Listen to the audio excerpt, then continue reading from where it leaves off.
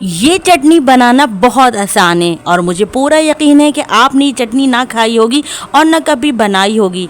ये लाल हरी मिर्चों और लहसुन की अचारी चटनी बना कर ना आप आराम से 6 से 8 महीने स्टोर करके इस्तेमाल कर सकते हैं। और यकीन जानिए ये चटनी इतनी मज़ेदार तैयार होती है कि मैं आपको कहती हूँ कि आपके घर वाले ना सालन छोड़कर ये चटनी खाना ज़्यादा पसंद करेंगे। बिस्मिल्लाहिर्रहमानिर्रहीम, अस्सलाम वालेकुम। मैं हूँ समरीन अकमल। मैं आपको अपने चैनल दिल्ली के जायके में वेलकम करती हूँ। उम्मीद करती हूँ आप सब लोग खैरियत से होंगे।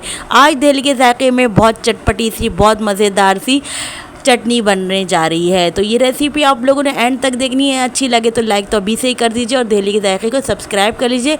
बेल के बटन को ज़रूर प्रेस कीजिएगा क्योंकि इससे मेरी हर नई आने वाली यमी यमी रेसिपी आपको फौरी देखने को मिलेगी। रेसिपी को अपने फ्रेंड में लाजमी शेयर ज़रूर किया करें।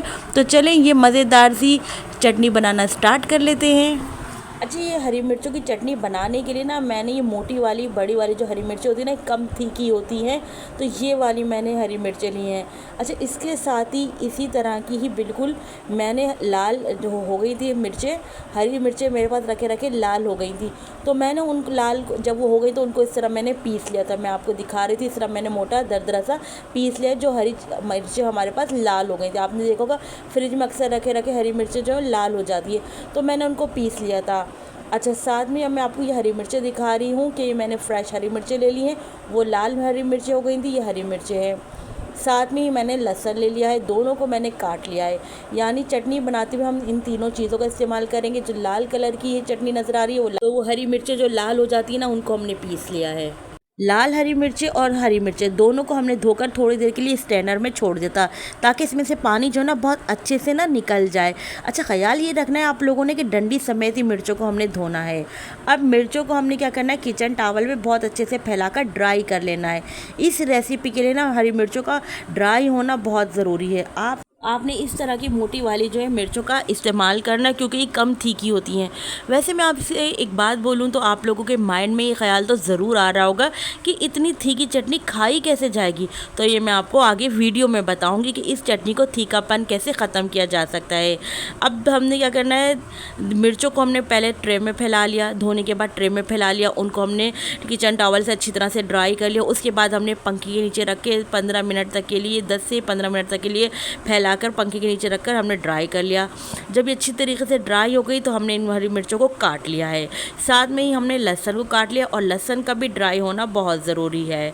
अच्छा, चटनी बनाने के लिए अब आपने क्या करना है, ग्राइंडर का इस्तेमाल करना या चॉपर का, जो आपके पास अवेलेबल हो, और आप चाहें तो इनको जूसर जग में भी आप इनको ब्लेंड कर सकते हैं ना। अच्छा, वैसे तो इस चटनी में बिल्कुल भी पानी का इस्तेमाल नहीं होता, लेकिन चूँकि ये बग़ैर पानी के इस जार में नहीं पीसेगी तो हमने थोड़ा सा पानी शामिल करके इनको पीसना है।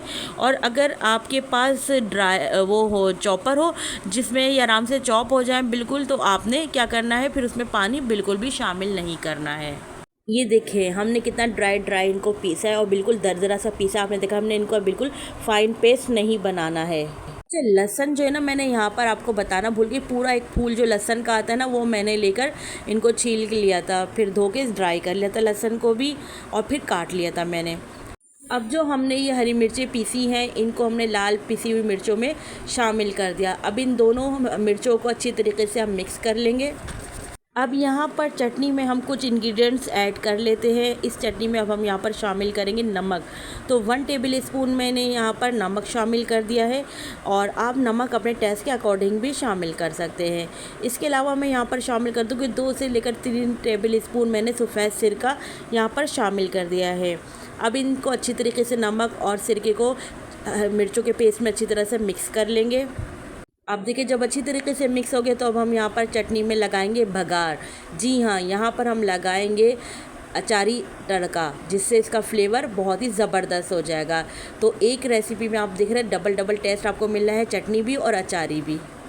अब यहाँ पर मैंने 1/4 कप जो है ऑयल ले लिया है। ये मैंने कुकिंग ऑयल लिया है। आप यहाँ पर चाहें तो सरसों का तेल भी ले सकते हैं, लेकिन अगर आप लोग सरसों का तेल यूज़ करें तो पहले तेल को अच्छी तरह से कड़कड़ा लीजिएगा, सरसों के तेल को। फिर यहाँ पर मैंने 1 टेबल स्पून सफ़ेद ज़ीरा शामिल किया है, ½ टी स्पून यहाँ पर मैंने मेथी दाना शामिल किया है, 1/4 टी स्पून मैंने यहाँ पर जो है कलौंजी शामिल करी है। मीडियम टू लो फ्लेम पर हमने बस कुछ सेकेंड ही इनको कड़कड़ा लेना है। जब इनमें से अच्छी सी खुशबू आने लग जाएगी, ये जब हम इनको कड़कड़ा लेंगे तो फिर हम इनको चटनी में शामिल कर देंगे, यानी चटनी पर इसका भगार लगा देंगे। तो इस तरह हमारी अचारी चटनी जो है बनकर तैयार हो जाएगी। अब मैं इसको आपको प्रिजर्व करने का तरीका और किस तरह इसकी के जो थीकापन है दूर करने का तरीका बताऊँगी। लेकिन अगर आप लोग यहाँ तक पहुँच ही गए मेरी रेसिपी देखते देखते, तो आप लोग काइंडली दहली के जायके को सब्सक्राइब कर लीजिए, बेल के बटन को ज़रूर प्रेस कीजिएगा, इससे मेरी हर नई आने वाली इसी तरह यमी रेसिपी आपको फौरी देखने को मिलेगी। रेसिपी अच्छी लगे लाइक तो कर दीजिए अभी से ही, और रेसिपी को अपने फ्रेंड फैमिली में लाजमी शेयर भी किया करें। आप सबका बेहद शुक्रिया। तो देखिए यहाँ पर हमने भगार लगाने के बाद ना अच्छे तरीके से भगार को चटनी में मिक्स कर लिया है। ये चटनी मेरे घर में हर वक्त मौजूद रहती है, जब ख़त्म हो जाती है तो मैं दोबारा बना लेती हूँ। आप यकीन करें, आपने चटनी अगर एक बार बना ली ना तो आप भी अपने घर वालों की फरमाइश पर मेरी तरह बार बार बनाना पसंद करेंगी। तो लीजिए यहाँ पर हमारी जो है मज़ेदार सी चटनी बनकर तैयार हो गई है। अभी जो ये चटनी बहुत ज़्यादा तीखी होगी ना, तो आपने क्या करना है, तकरीबन 1 हफ़्ते बाद तक ना इसका तीखापन जो ख़त्म हो जाएगा। 15-20 दिन बाद तो इसमें पहले से भी ज़्यादा जो तीखापन होगा वो ख़त्म ही हो जाना है 15-20 दिन बाद ना। अब ये बिल्कुल अचार के तरह ही होती है चटनी भी, जैसे हरी मिर्चों का अचार हम डालते हैं ना तो वक्त के साथ साथ उसका तीखापन ख़त्म हो जाता है, यानी बिल्कुल फिर आखिर में ख़त्म ही हो जाता है। तो इसमें भी यही है कि एक वक्त ऐसा आता है कि इसका भी तीखापन खत्म हो जाएगा। आप इस चटनी को आराम से किसी भी चीज़ के साथ, रोटी, चावल, दाल चावल वगैरह के साथ और सालन के तौर पे भी आप इसे इस्तेमाल कर सकते हैं। अब आपने क्या करना है, इसको चटनी को अब आपने अगर इसको सेव करने के रखने के लिए मैं आपको बताऊँ, आपने किसी भी इसको जार में रख लेना है। तो उस जार का बिल्कुल धुला हुआ साफ़ सुथरा होना ज़रूरी है। साफ़ सुथरा होने के साथ साथ जार का जो है ड्राई होना सबसे ज़्यादा ज़रूरी है, इसमें बिल्कुल भी पानी की नमी नहीं होनी चाहिए। फिर आपने क्या करना है, इस मज़ेदार सी चटनी को उस जार में फिल कर लेना है। अब आप इस चटनी को एयर टाइट करके पहले तो आपने इसको रूम टेम्परेचर पर 3 दिन तक तो रूम टेम्परेचर पर आपने चटनी को रखना है। फिर उसके बाद आपने फ्रिज में रखकर स्टोर कर लें। आप इस चटनी को फ्रिज में रखकर आराम से तकरीबन 6 से 8 महीने इस्तेमाल कर सकते हैं स्टोर करके।